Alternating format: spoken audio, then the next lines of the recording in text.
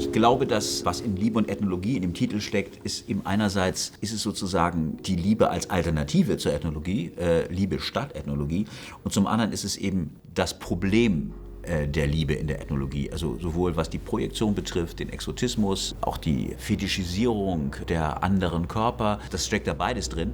Zusammenfassend kann man nicht immer sagen, so ein problematischer Autor, aber auch total reich.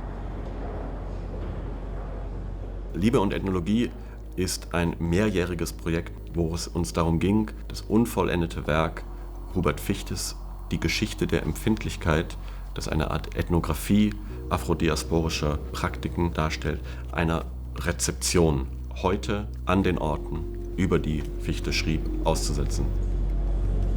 Also die Topographie der Ausstellung orientiert sich schon auch an geografischen Ordnungsmodellen. Also wenn man reinkommt, läuft man erstmal durch die alte BRD und dann grenzt daran Brasilien.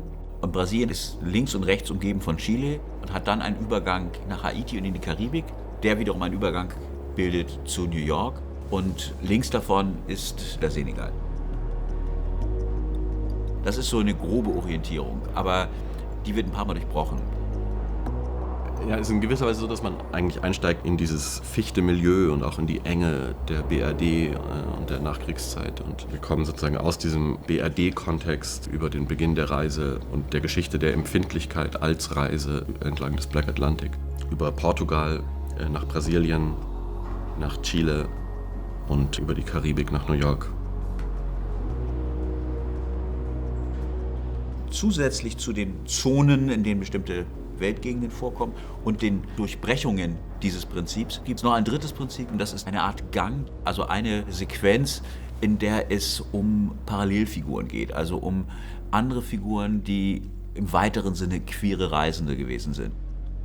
Es ging wirklich darum, dass diese Form von schwulen Praktiken wirklich die Formen von Gesellschaft, die auf Reinheitsphantasmen basieren, systematisch unterwandern würde.